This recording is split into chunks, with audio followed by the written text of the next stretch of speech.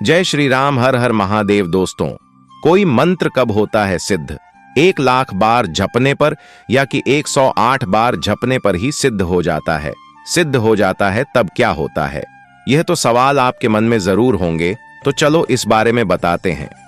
दोस्तों, जब मंत्र साधक के भ्रूमध्य या आज्ञा चक्र में अग्नि अक्षरों में लिखा दिखाई दे तो मंत्र सिद्ध हुआ समझाना चाहिए। साधक सदैव अपने इष्ट देव की उपस्थिति अनुभव करे और उनके दिव्य गुणों से अपने को भरा समझे तो मंत्र सिद्ध हुआ जाने।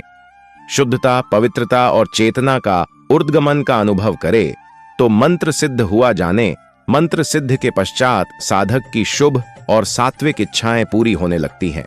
दोस्तों, मंत्र सिद्धि की पूरी विधि जाने उससे पहले यह जानना जरूरी है कि मंत्र कितने प्रकार के होते हैं। दोस्तों, मंत्र मुख्यतः 3 प्रकार के मंत्र होते हैं। नंबर 1 वैदिक मंत्र, नंबर 2 तांत्रिक मंत्र और नंबर 3 शाबर मंत्र। पहले तो आपको यह तय करना होगा कि आप किस तरह के मंत्र को जपने का संकल्प ले रहे हैं।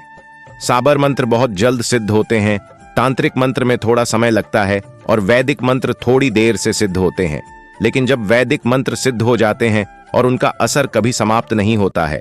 दोस्तों, अब जानते हैं मंत्र जाप कितने प्रकार की होती है। दोस्तों, मंत्र जप 3 प्रकार हैं।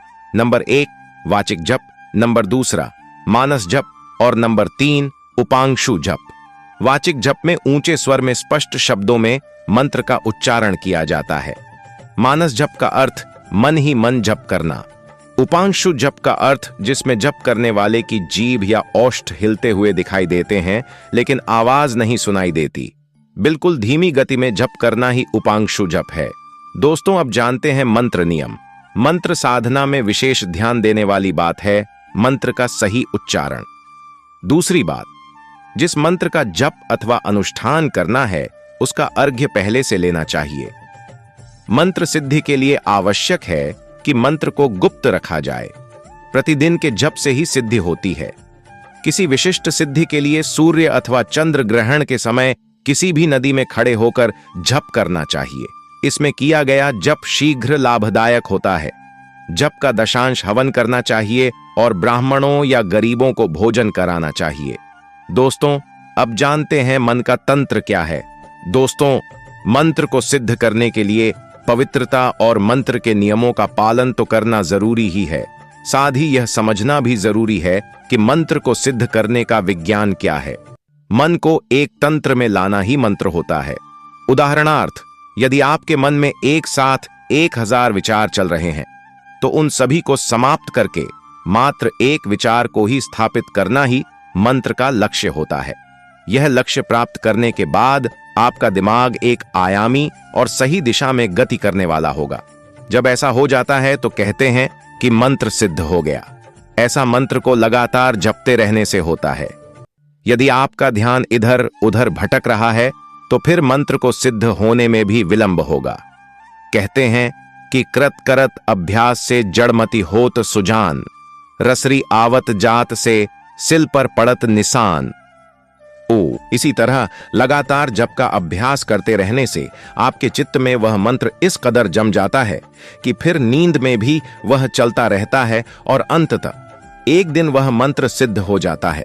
दरअसल मन जब मंत्र के अधीन हो जाता है तब वह सिद्ध होने लगता है। अब सवाल यह उठता है कि सिद्ध होने के बाद क्या होता है या कि उसका क्या लाभ। आओ अब इसे जानते हैं। दोस्तों, मंत्र सिद्ध होने पर क्या होता है? मंत्र से किसी देवी या देवता को साधा जाता है, मंत्र से किसी भूत या पिशाच को भी साधा जाता है और मंत्र से किसी यक्षिणी और यक्ष को भी साधा जाता है। मंत्र जब सिद्ध हो जाता है तो उक्त मंत्र को मात्र 3 बार पढ़ने पर संबंधित मंत्र से जुड़े देवी, देवता या अन्य कोई आपकी मदद के लिए उपस्थित हो जाते हैं। ऐसे भी कई मंत्र होते हैं जिनमें किसी बाधा को दूर करने की क्षमता होता है, तो उन्हें जपने से वे बाधाएं दूर हो जाती हैं। मंत्र साधना भौतिक बाधाओं का आध्यात्मिक उपचार है। यदि आपके जीवन में किसी भी प्रकार की समस्या या बाधा है तो उस समस्या को मंत्र जप के माध्यम से हल कर सकते हैं। मंत्र के द्वारा हम खुद के मन या मस्तिष्क को बुरे विचारों से दूर रखकर उसे नए और अच्छे विचारों में बदल सकते हैं।